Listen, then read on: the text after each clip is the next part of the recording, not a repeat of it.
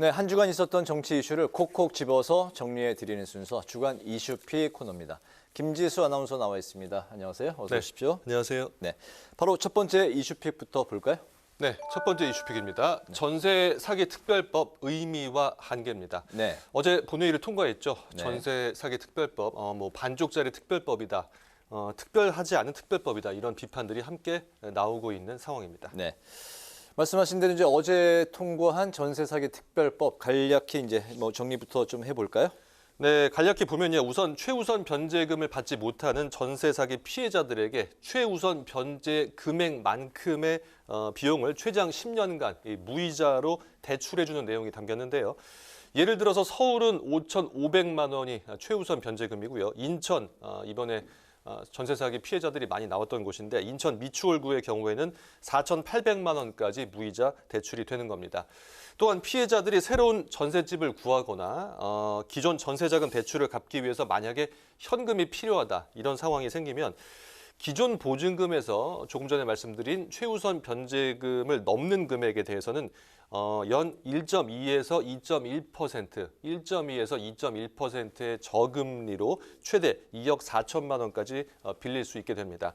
또 특별법 적용을 받는 보증금의 상한선이 처음에 4억 5천만 원이 언급이 됐다가 이제 5억 원으로 이렇게 늘은 상황입니다. 네, 하지만 이번에 그 통과된 전세 사기 특별법이 좀 한계가 있다는 그런 지적이 나오고 있고 실제 그 피해자들이 반대의 목소리까지도 내고 있는 상황이죠. 네, 피해자들이 국회 앞에서도 반대 시위를 했었는데요. 네. 해법에 있어서 큰 이견을 보여왔던 여야가 합의안을 조속히 만들어냈다는 것에는 의미를 부여할 수 있겠지만 피해자 지원에 한계가 있다는 비판이 나오는데요.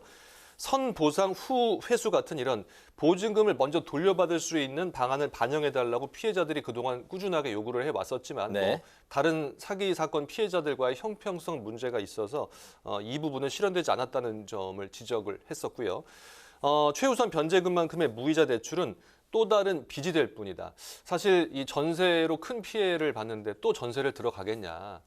차라리 월세를 들어가겠다. 그런데 이 보증금은 못 받고 만약에 또 대출을 받는다면 빚의 액수만 늘어날 것이다. 이렇게 비판을 했습니다. 그런 목소리가 나올 만하네요. 정말 전세로 피해를 받는데 또 전세로 들어가는 것도 상당히 부담이 될 수 있겠네요. 그렇죠. 부담이 되고 또 불안하죠. 같은 네. 일이 또 발생할 수 있다는 그런 불안감이 있는데요.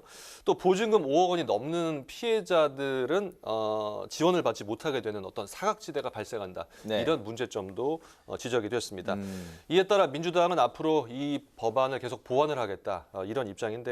그래도 여야가 좀 팽팽하게 맞서다가 모처럼 합의를 해서 일사천리로 이 특별법이 통과가 됐다는 것은 지금 현재 이제 윤재옥 또 박광원 두 원내대표가 나름의 대화를 하고 있다는 그런 반증이기 때문에 의미가 있다 이렇게 볼 수 있겠습니다. 네, 전세 세입자들이 안심하고 살 수 있는 빨리 이제 그날이 오기를 바래 봅니다. 네. 두 번째 이슈픽도 살펴볼까요? 어떤 내용인가요? 네, 두 번째 이슈픽입니다. 돈봉투 수사 급물살입니다. 네.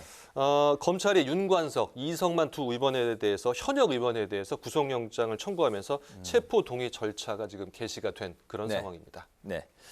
그 돈봉투 사건과 이제 관련해서 현역 의원에 대해서는 처음으로 이제 구속영장이 이제 청구가 된 상황인데 네. 검찰이 구속영장을 청구한 이유 어디에 있습니까? 네, 두 의원 모두 많이 들으셨겠지만 2021년 전당대회 당시에 돈봉투 의혹의 관여 혐의를 받고 있는데요. 네. 검찰은 이 두 의원이 당내 선거에서 금품 제공을 금지한 정당법을 위반했다. 정당법 위반 혐의를 적용해서 구속영장을 청구했습니다. 지난달 12일에 압수수색을 했고요. 이 한 달 반 만에 현역 의원에 대해서는 처음으로 신병 확보에 나선 건데요.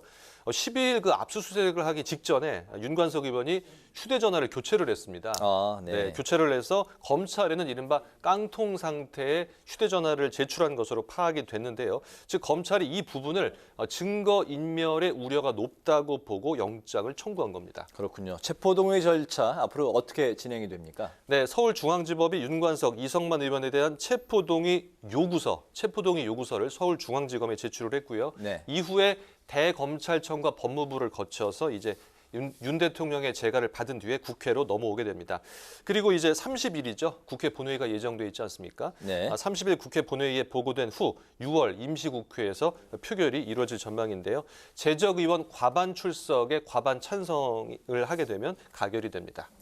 민주당 입장에서는 현재 그 김남국 의원은 이제 코인 논란까지 겹쳐 있는 상황이기 때문에 표결에 들어가기 전에 당론을 정하기가 쉽지 않은 상황일 것 같네요. 그렇습니다. 코인 논란도 있고요. 앞서 이제 노웅래 의원 그리고 네. 이재명 대표에 대한 체포동의안이 부결되지 않았습니까? 그랬죠. 네. 연이어 부결을 시켰는데 여기에 또 동의안을 부결시킬 경우 방탄 정당의 이미지가 좀 부각될 수 있기 때문에 이런 부분에 있어서 좀 부담이겠고요.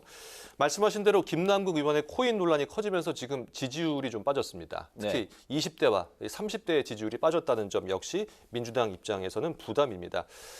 이에 따라 이제 가결의 가능성이 있지 않겠냐 이런 전문가들의 분석이 나오는데요. 하지만 현재 민주당 의원 10여 명이 이 돈봉투 의혹으로 검찰 수사를 받고 있는 상황에서 만약에 이번에 두 의원의 체포동의안이 가결이 된다면 앞으로 또 체포동의안이 있을지 모르는데 표결이 있을지 모르는데 반대할 명분이 사라지게 된다. 반대할 명분이 사라지게 된다는 점도 생각을 해야 되는데요. 어쨌든 체포동의안 표결 결과는 6월 임시국회를 기다려봐야겠습니다. 네, 그런 의견이 또 있는가 하면 또 민주당이 그런 이제 뭐 당론을 이제 뭐 빼더라도 돈봉투와 이제 전당대회 이제 관련한 그런 사안에 대해서 현역 의원들이 또 이제 부결로 갈 것이다. 어제 최병묵 전 TV조선 해설위원은 또 그렇게 이제 전망을 하기도 하더군요. 알겠습니다. 여러 가지 의견이 나오고 있습니다. 네, 세 번째 이슈픽 또 살펴볼까요?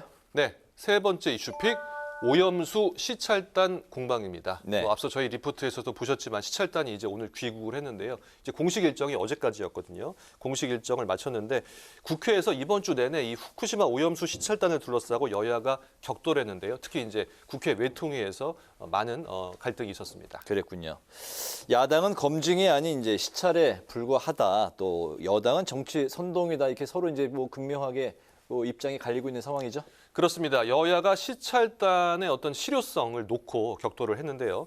민주당은 일본이 보여주는 시설과 자료만 둘러보는 것이다. 검증이 그러니까 아니다. 이렇게 밝혔고요. 또 결국 이 방류해도 된다는 결론을 미리 정해놓고 그 결론으로 가는 것 아니냐 이렇게 비판을 했습니다. 또 이렇게 일본 편을 드는 것이 도저히 납득이 안 된다며 정부가 오염수 방류를 용인해 주려고 한다는 것을 좀 국민들이 피부로 느끼고 있다. 이런 얘기들을 했는데요. 네. 반면에 국민의힘은 안전성 검증은 IAEA 그러니까 국제 원자력 기구가 하는 것이고 거기에 이제 우리나라도 포함이 돼 있다며 시찰단은 검증이 아닌 점검의 목적이다 이렇게 반박을 했습니다. 또 문재인 정부 때도 IAEA 기준에 맞으면 오염수 방류에 반대하지 않겠다는 입장이었다며 야당이 정치 선동을 하고 있다고 반박했습니다. 네, 어쨌든 이번에 그 후쿠시마 시찰단 어제 이제 공식 일정을 모두 이제 마무리한 상태죠. 네. 어떤 부분을 중점적으로 그 시찰을 했나요? 네. 뭐 전체적으로 보면 일단 시찰단은 오염수를 거르고 방류하는 전체적인 과정을 보고 오염수가 제대로 정화 설비를 거쳐서 방류가 되고 있는지를 이제 전체적으로 점검을 했고요. 네. 특히 이 뭐 요즘 언론 보도에서 많이 나오고 있지만 알프스라는 설비가 있지 않습니까? 네. 오염수의 핵종을 제거하는 설비인데 뭐 쉽게 말하자면 방사성 물질을 제거하는 거죠. 그 알프스 설비를 보고 특히 이제 그 알프스로 방사성 물질을 제거하고 이제 바닷물로 희석을 하지 않습니까? 그 과정에 있어서 혹시나 이제 오염수의 어떤 뜻하지 않은 뭔가 긴급 상황이 발생했을 때 네. 이것을 이제 긴급 차단 밸브로 즉각 차단을 할 수 있는지 이 부분이 아주 중요한데 이런 부분들을 봤고요. 또 이 알프스에서 걸러지지 않는 삼중수소 같은 것들은 바닷물로 희석할 때 어떻게 희석을 하는지 이런 과정들을 지켜봤다고 합니다. 다만 우리가 이제 일본으로부터 받아야 할 자료들이 있습니다. 이 알프스를 통과하기 전후에 그 오염수의 농도 이런 농도 같은 것들을 비교 분석을 해봐야 되는데 이런 것들을 받는 것이 이제 과연 신속히 일본이 넘겨줄지 더 면밀히 분석을 해야 되는데 네. 그래서 오염수 방류가 정말 안전한 것인지에 대한 종합적 판단이 그때서야 가능해지는데 이런 과정들이 좀 늦춰진다면 우리 시찰단의 보고서가 오히려 그 IAEA의 최종 보고서보다 좀 늦어질 수 있지 않겠냐, 늦게 발표될 수 있지 않겠냐 이런 관측들이 같이 나오고 있는 상황입니다. 네, 김지수 아나운서 정말 열심히 공부해야 되겠어요. 예. 예, 공부도 많이 해야 되고요. 네. 어깨도 무거운데 뭐 잘 이끌어 주시고 계십니다. 매주 굉장히 열심히 열공하고 있다는 소문이 들리고 네, 있습니다. 감사합니다. 오늘 주간 이슈픽도 잘 들었고요. 여기서 마치도록 하겠습니다. 김지수 아나운서와 함께했습니다. 고맙습니다. 네, 고맙습니다.